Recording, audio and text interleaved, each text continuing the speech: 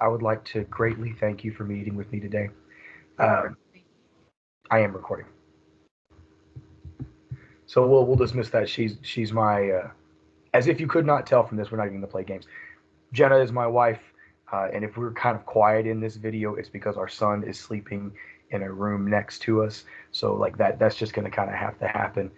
The beauty of doing late night videos and stuff is sometimes your spouse, who is also a teacher, can help you out with these things. So it's a fantastic perk. So in the role play scenario here, thank you very much for meeting with me today. I am extremely appreciative of your time. So to be clear, you are applying and interviewing for the sixth grade math position. We are a brand new middle school opening up. Like when you move into your classroom, you will be the first person in your classroom. And if you have not seen the facility, it is going to be beautiful, world class in every way. So we are extremely excited about that. So I'm just going to ask you, and I'm going to let you talk about as much as you can. I think that's how this should go. Tell me about yourself, basically. Let's not talk about the job. I want to know about Jenna. So I have a background in math. I taught fifth grade math for 3 years, and then I taught sixth grade math for another 4 years after that. I feel like my niche is sixth grade for sure. I have a wonderful husband and a beautiful little boy who's 2.5 and will be 3 in December. Um, they're my reasons for keeping going. So obviously, our little boy is going through potty training. Is that difficult or not? Very difficult. Stages of like parenting. So why are you interested in this position? Like I offer something special to your campus and to this district. And I don't mean it as in I am the perfect educator. I mean it in terms of my ability to reflect on the practices that I implement in my classroom.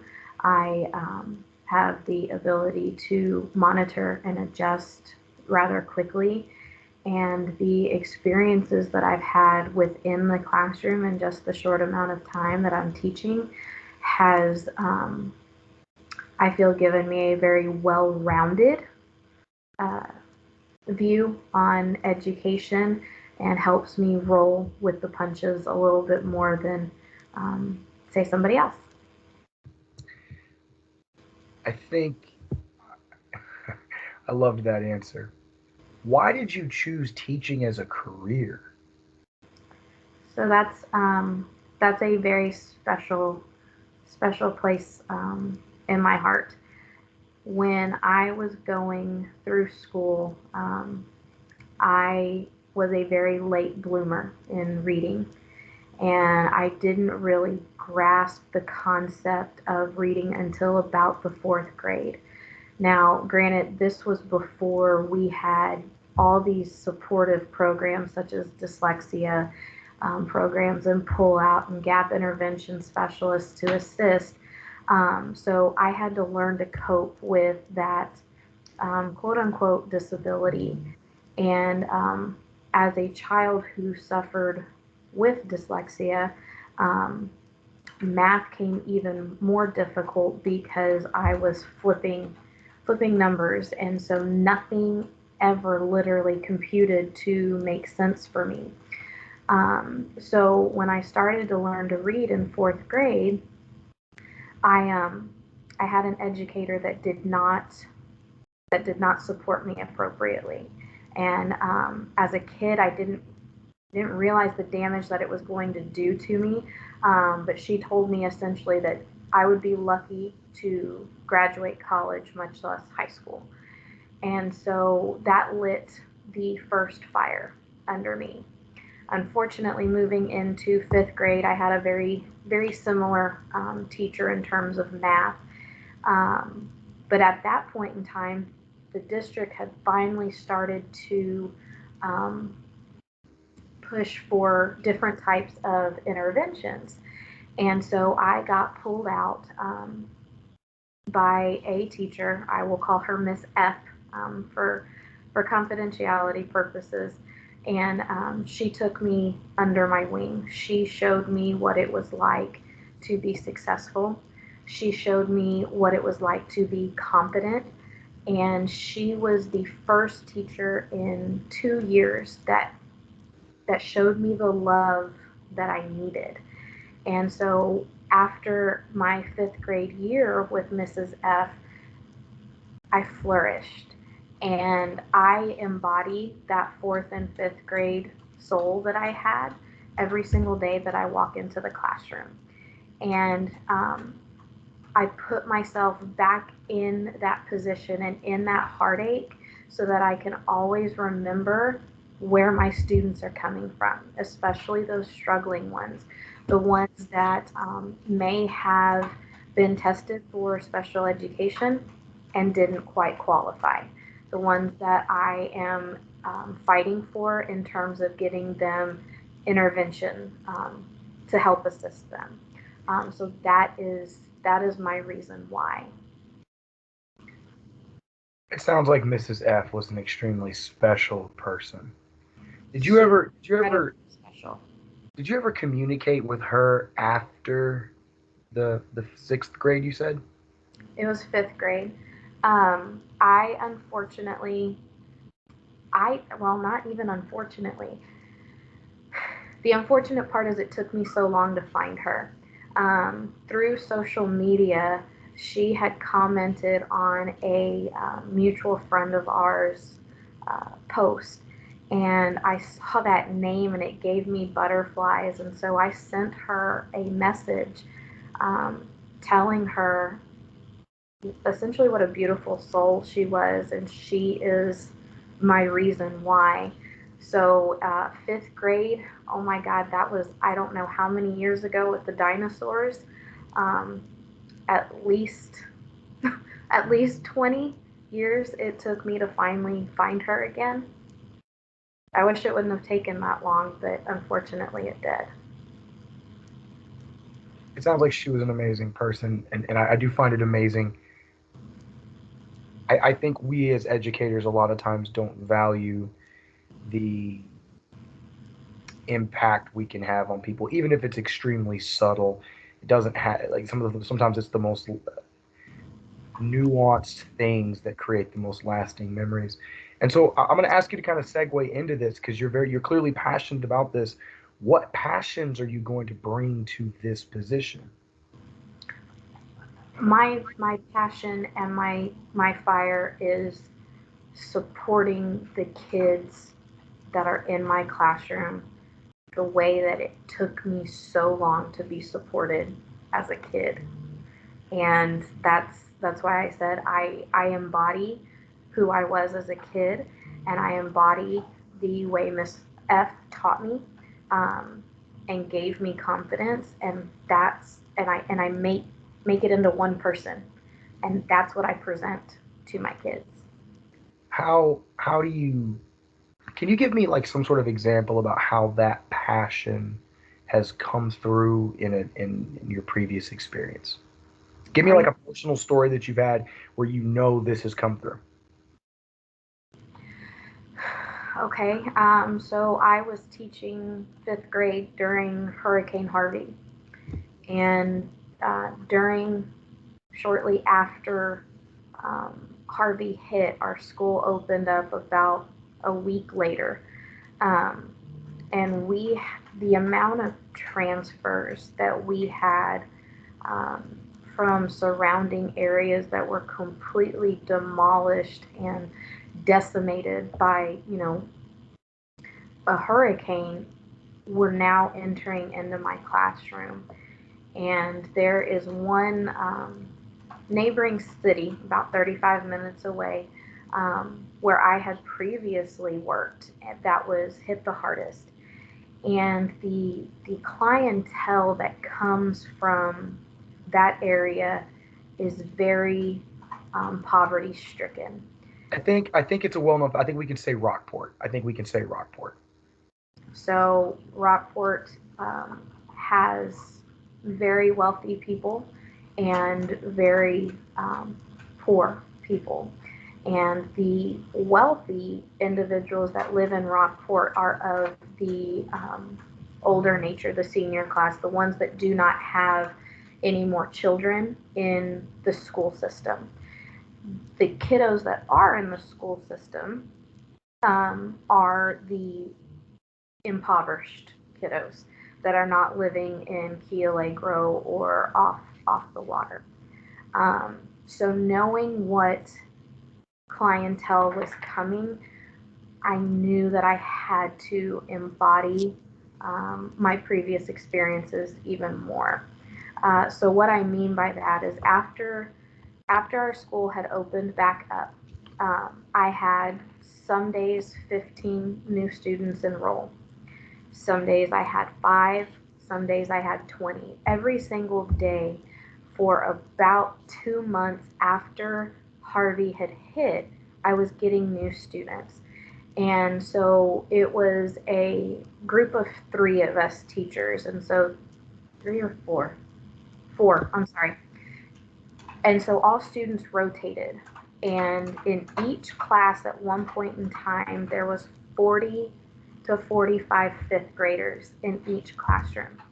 I only had seats for about maximum 20, and that wasn't even at a desk.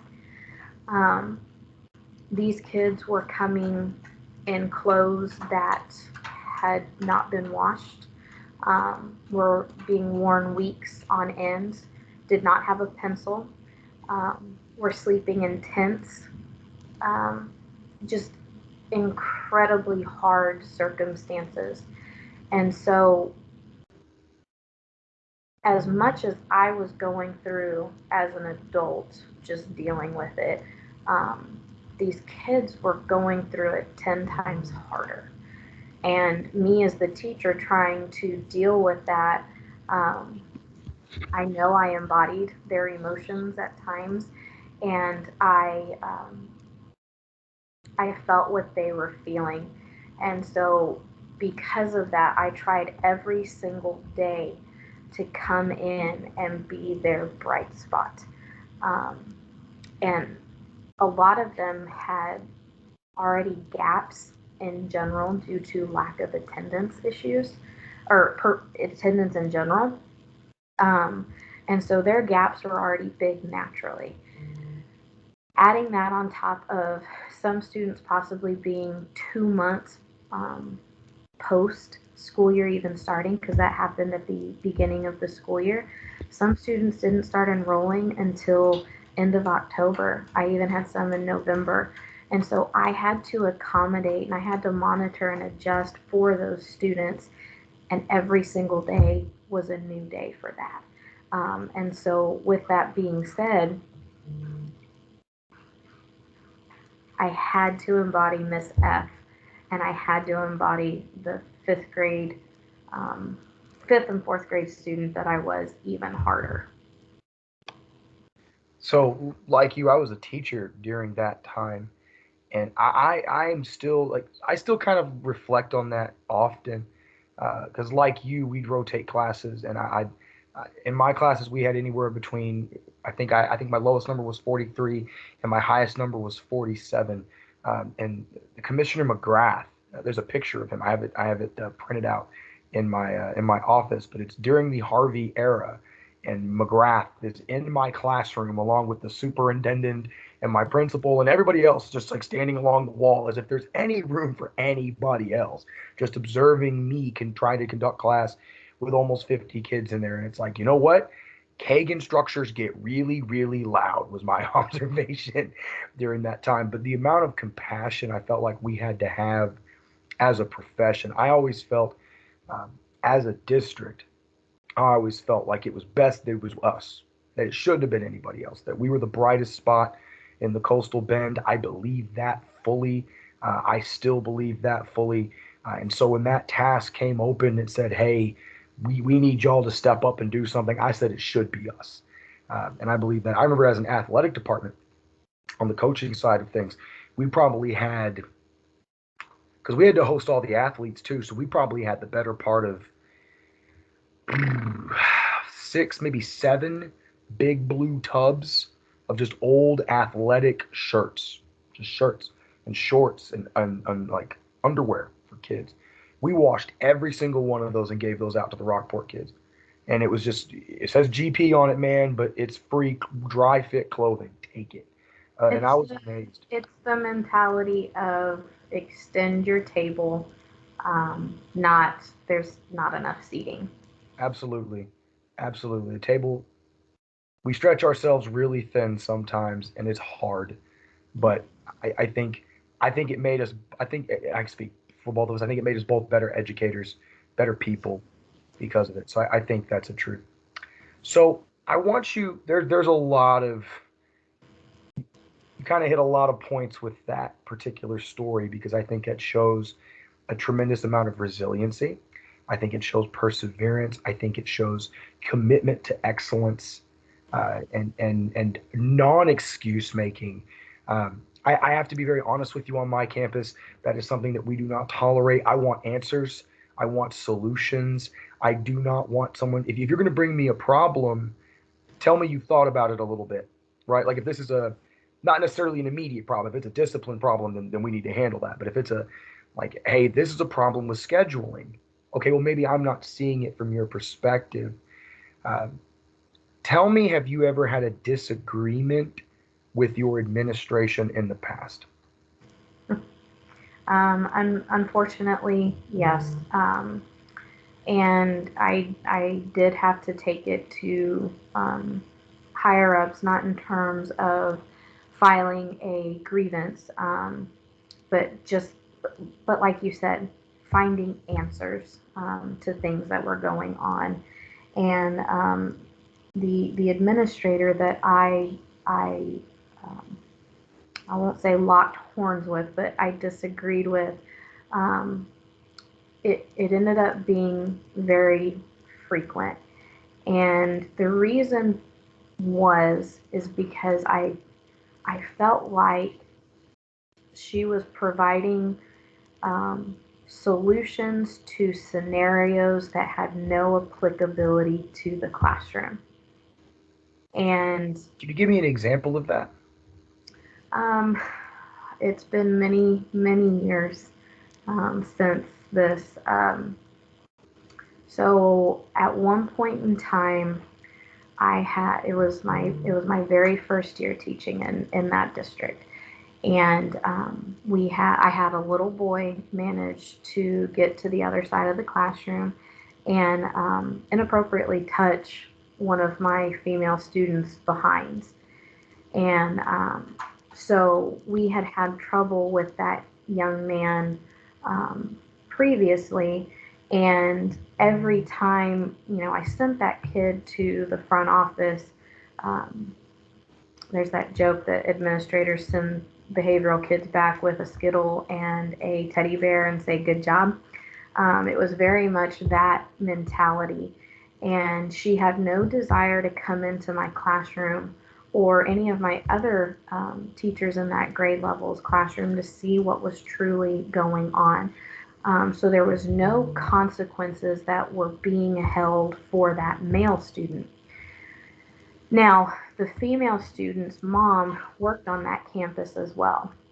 And so instead of phone calling the parent, I went down to her office and I discussed the issue with her. And my administrator did not appreciate that I had made parental contact. And the parents requested that the administrator do something and offer consequences for the male student behavior. And so I presented that to my administrator, and she very much did not like that. And so that was one of the first disagreements, if you will. And and I told her, I said, I do not understand why you choose the route that you're going, and you've never been in my classroom to witness uh, what's actually going on. And so it was very generic, very blanket solutions to unique problems that did not require generic. They required specific um, discipline or consequences or some type of repercussion for their behaviors. I'd like to reassure you, I am this campus. We will handle discipline on the spot to the fullest extent that the law will allow us. Obviously, it sounds like the student would have had a BIP. Obviously, things like that have to be Did considered. not. Oh, that makes it even worse. It was I'm general. very sorry. I am sorry that you had what seems to me like a disinterested, overwhelmed administrator who did not have your back. It was both general ed students, um, and it wasn't. And the reason why, and yes, I fully admit to escalating the issue by going and talking to the assistant superintendent. I Um, think you were well within your right to have done that. but at the same time, it wasn't. Well, this kid punched another kid, or this kid won't stop tapping his pencil. To me, it was a level of infraction on the male student's behalf that could have spiraled out of control had there not been um, the appropriate response. And at that time, I felt like I had to do what I needed to do in order to maintain a safe environment in my classroom. I I I don't blame you in the slightest for that. I think I would have, had I been in your shoes, I probably would have done something very similar. So let's kind of switch gears a little bit. I think this conversation is going well. So let's just switch gears. What what unique qualities do you possess that we should consider? In terms of my teaching No, style. nope, nope. Personality, because I think you're going to demonstrate to me that you're a quality teacher. Like everything that you've said, you're a quality teacher. Um, your TEA, your certificate, your scores from the previous district, all suggest to me that you're a quality teacher. I want to know about you, the person. What is going to make you a great fit for our campus? Because I think that's a part of it. I think if you're working with a team of people and it's all women in the sixth grade math department, that was not by design. It's just kind of how the applicants are falling. And how are you gonna how have you traditionally worked with teams, and what unique personality traits are you going to bring to the table to the enhance the staff? So, the very first district I worked with, it was a 4-5 campus. And so all the fifth grade teachers, science, ELA, all the content areas were within that campus. And so if I had a question or if somebody else had a question, it was easy to communicate and talk. Um, with that being said, I've also experienced the opposite side of that in terms of I was the Lone Ranger math teacher at my campus in a district that had 4 elementaries. And so, yes, the 4 elementary math teachers would get together once, I want to say every 9 weeks, or yeah, 9 weeks, and we would plan and we would talk and we would discuss. However, the caveat to that was one, I was of the lowest of low socioeconomic students.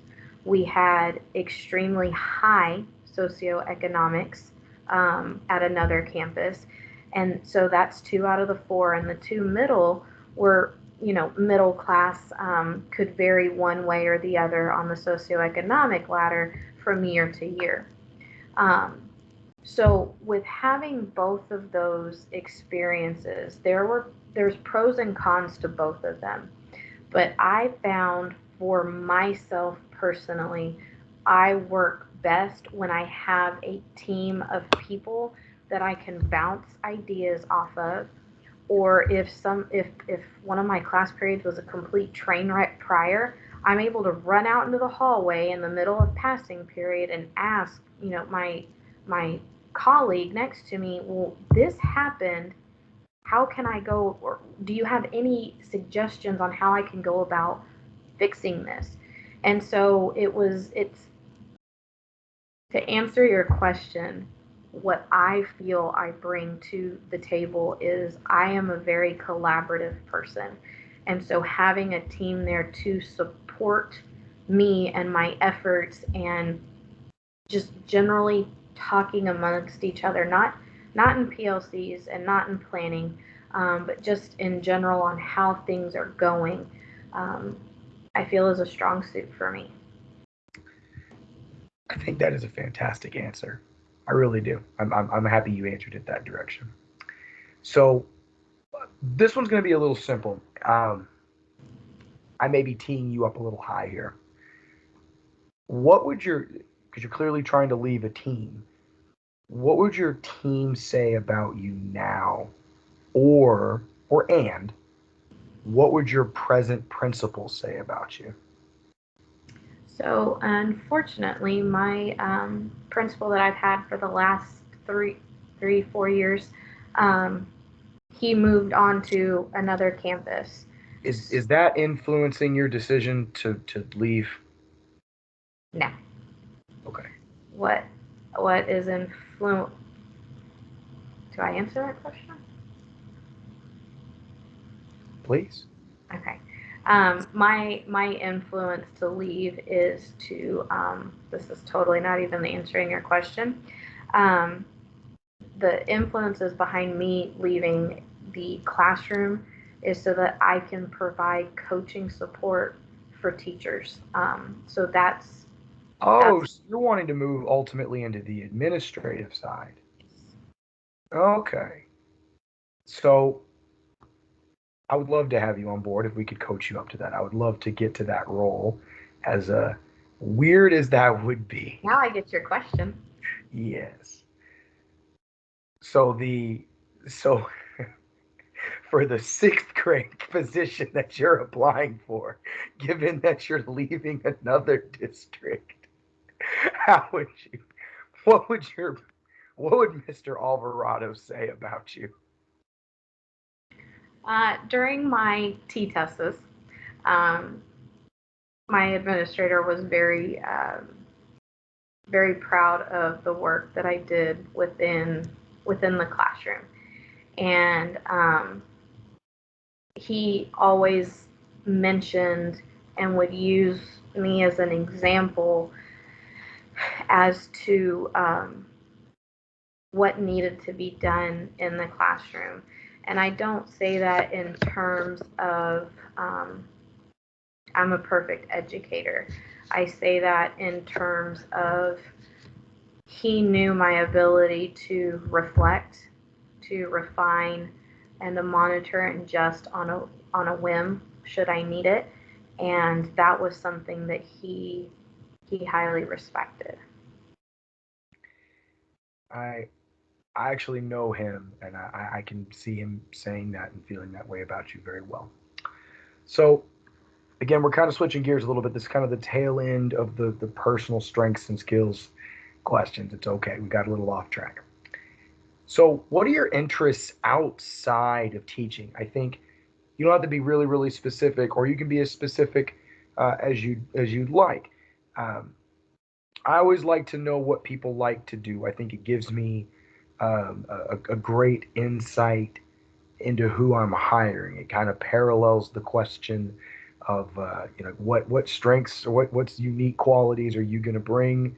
I think this parallels that. So, what interests do you have outside of the classroom? My family is the first and foremost interest that I have. I heard Um, your husband is funny. so if chasing a 2.5-year old around is a hobby, I would say that's my first hobby. My second hobby is reading, and it's specifically reading about British royalty. And then my other favorite pastime is catching a nap whenever I can. I'll roll with that. A math teacher who likes to read about British history is somewhat of an oxymoron. Yeah. Get certified in history, and maybe I'll move you over that direction one of these days. So, the next great question, and I want you to take a second and really think about this. What's going to set you apart from the other candidates interviewing from this position? What are you bringing that somebody else isn't?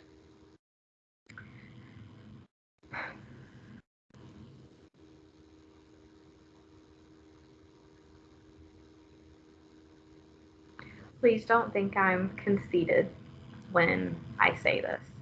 Um,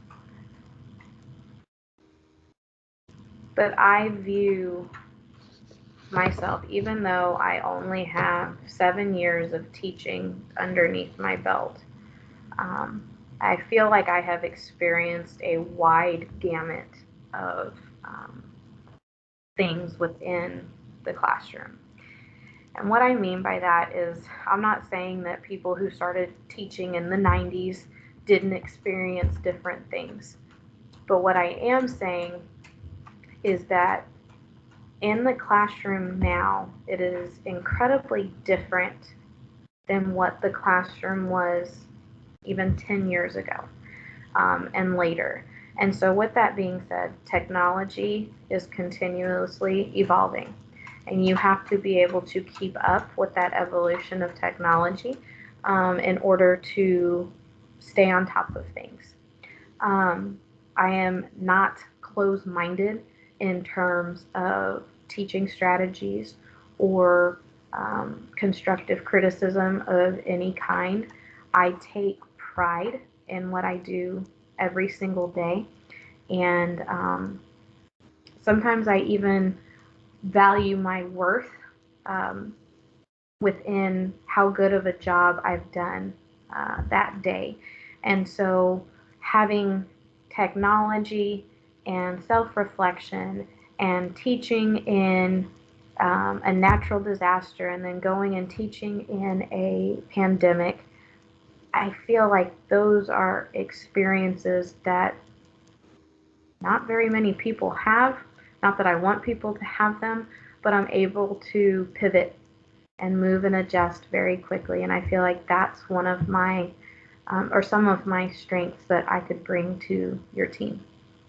I think not being married to any one philosophy or set of ideas, like have a handful of pillars, have have a handful of convictions, but outside of that, I think how the job gets done, as long as you say yes, that's perfectly fine. Like ethically, I'm with you on that. I think you have to be able to adjust.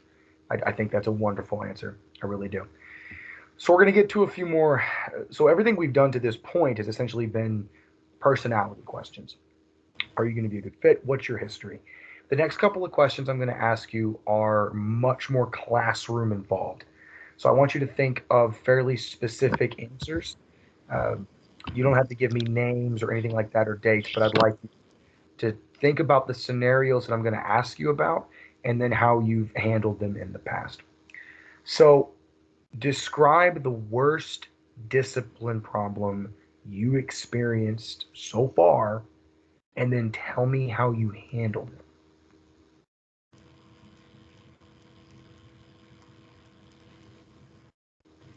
So I have, in the course of 7 years, experienced some pretty um, intense behavior issues within the classroom. Um, and they were by students that are special pops. And one, the very first one that I had to evacuate my classroom due to the student. They were diagnosed emotionally disturbed. And so it wasn't a recent diagnosis, but as this individual went up in grades, and at this time it was fifth grade, Obviously, hand holding is still there, but it's not like the hand holding you would give a kindergartner, and the environment at home still matched kindergartner. So when the student was at school and it wasn't to their specific liking, acting out obviously would occur.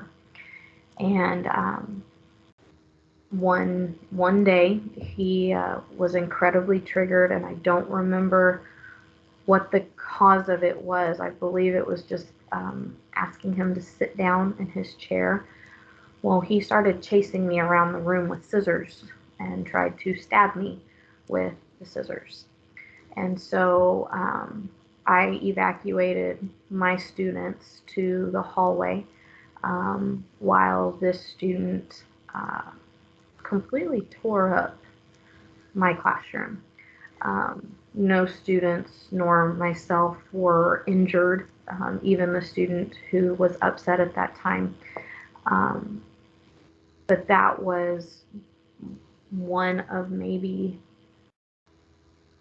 3 times that year that I couldn't control behavior. And he had a bip that I followed, but unfortunately all avenues of that bip did not work. And so shortly after that incident, his bip had to be reevaluated.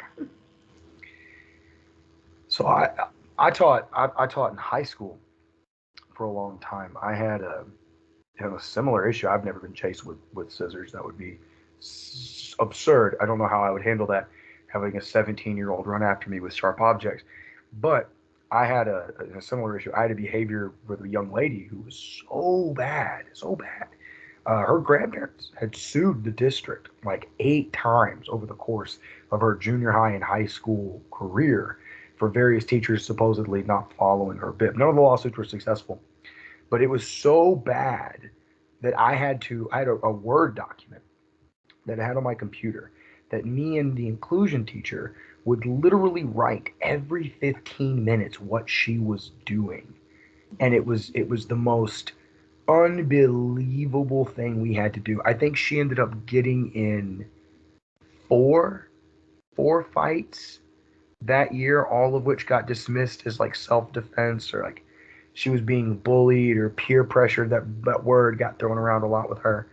Um, she got caught uh, doing drugs in the school, and she was placed in a DAEP setting.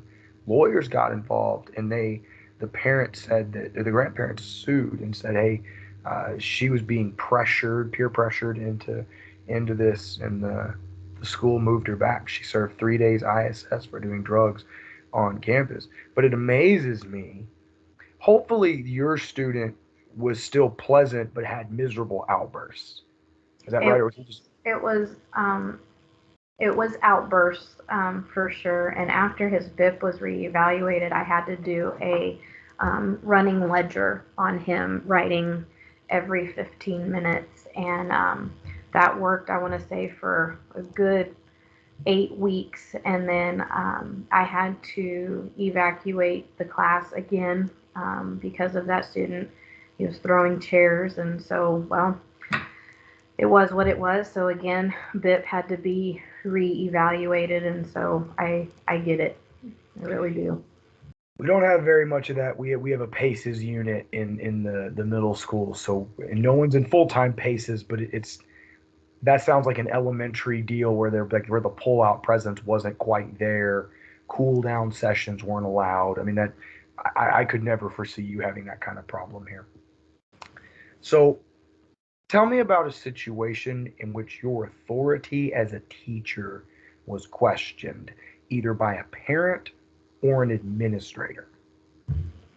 Parent. Let's use parents. I think we've talked enough about administrators. You've clearly had a rough patch.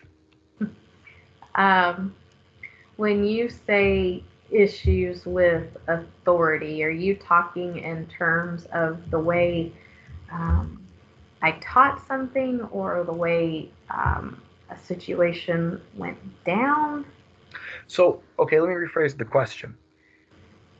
You instructed your students to do this, whatever this is. Students go home, parent contacts you and say, my child's not doing that. I don't believe in that. I don't want my child to. You teach math, so it's not a particular, like you're not teaching evolution or you're not teaching anything about the civil rights or anything that should be contentious by any means. Integers, I feel like, are just integers, but any scenario in that way, I'd like you to tell me about. So unfortunately, yes, and it was with a parent, and it turned into a full blown investigation on me being racist, and it was from a family that had not been in the U.S. very long. They were from Puerto Rico, and I was trying to get them the help that they needed.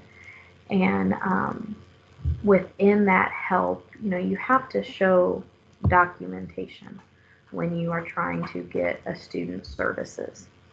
And so, you have to do with and without support systems in place, such as a calculator or a hundreds chart or whatever it might be. And because I was attempting to do that, that mom said I was treating her, they were twins, her twin boys very differently. And she pulled the racism card. Um, Let me be very clear with you. I am half Hispanic, and so I was highly offended that that word was even thrown out. I think And, it's just a highly offensive word, irrespective of your ethnicity. and I think to be called I think to be called a racist is about as low a blow as can be given in our profession, given what we do. yeah, and so a full-blown investigation was opened by my administrators. Students and staff members were um, questioned, if you will.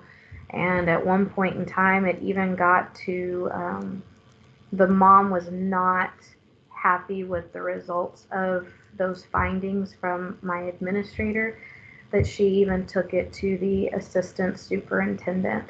And that was a whole debacle in and of itself.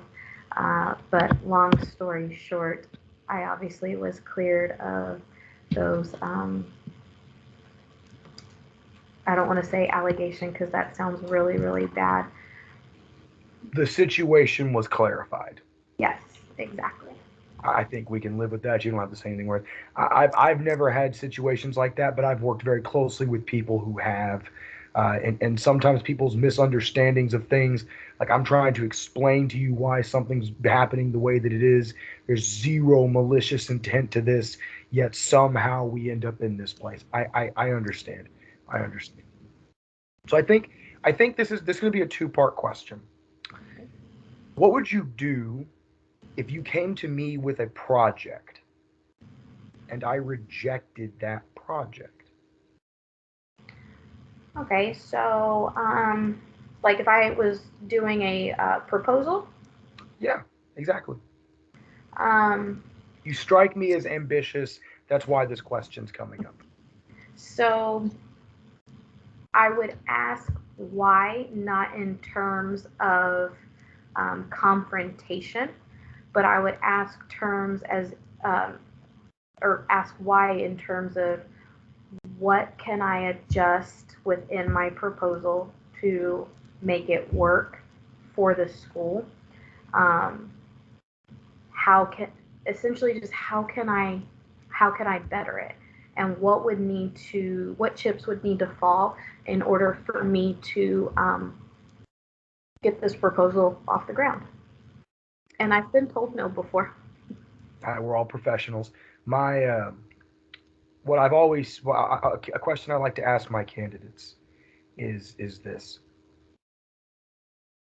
what's more important to you? Well, let me rephrase this. How important is loyalty to you? I think these questions parallel a little bit more than they might seem otherwise. But how important is loyalty to you?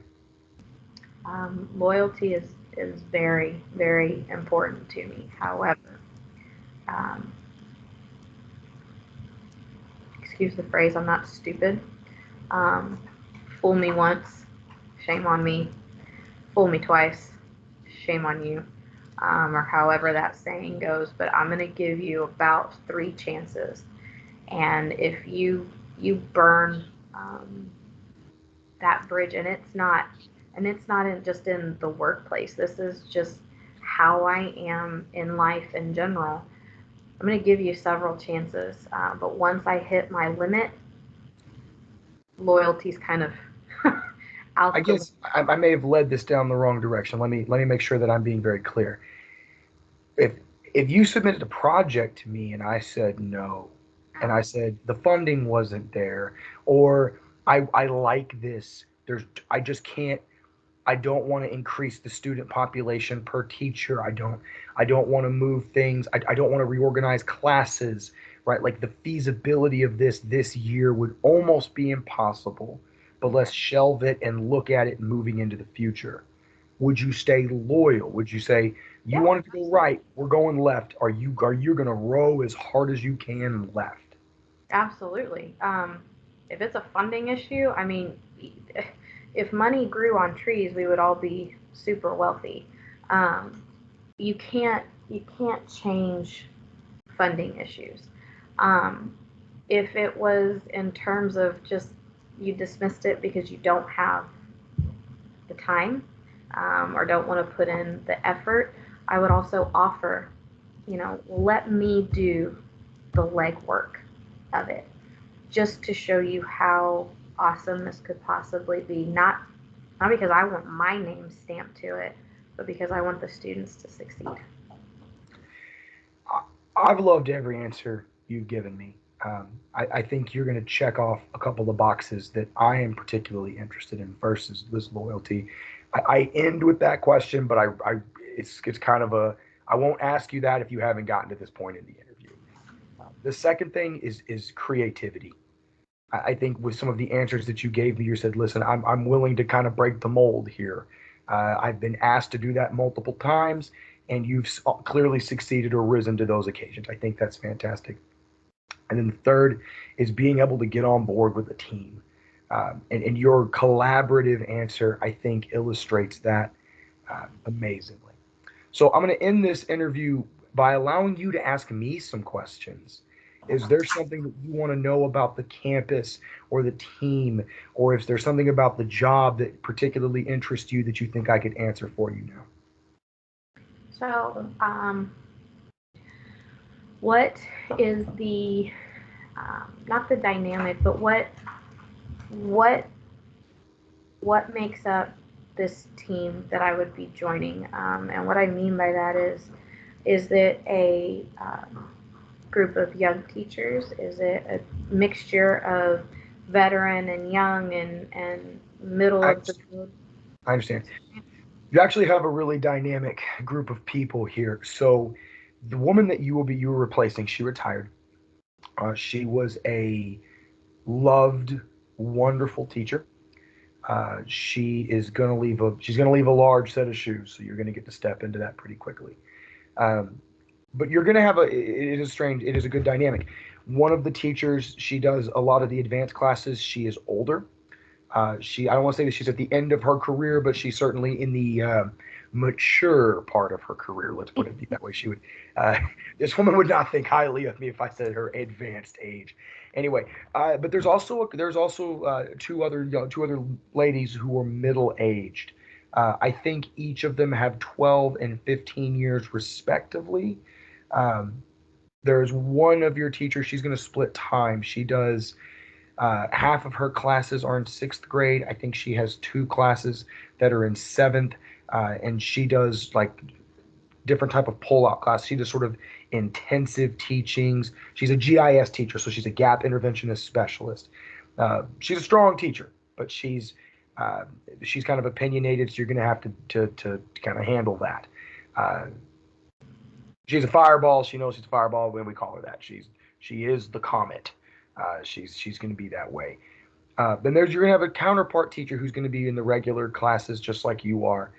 She's the woman who has 17 years experience, um, off the top of my head. Uh, but she is a like you. She's collaborative.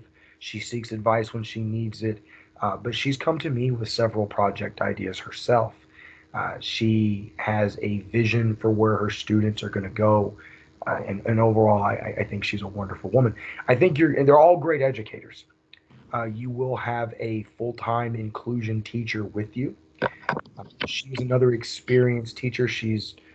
I think she's been at 3 different districts, although I could be telling you a lie, over the course of about 17 years. She is uh, she does a wonderful job with all of your inclusion kids. It's a What pretty is good dynamic of the teachers. I think you'll fit in really well. what does the inclusion aspect look like? What am I looking at per class? So you will never have any more than 15% of your class special education to general pop. You'll never have that. We do our absolute best. We call it facilitated support or FS support. So on your Skyward roster, should you get the job, that's what it would look like. You will never have any more than 3 of those children in any class. It just becomes the differentiation level always has to be there. Bless you. The differentiation level always has to be there, but we as an administration feel that it's just too much. Um, in the event that the population dictates that those numbers change, we would look to hire another teacher before we ever just started mashing the numbers to make it work. Sounds good. I don't think I have any other questions.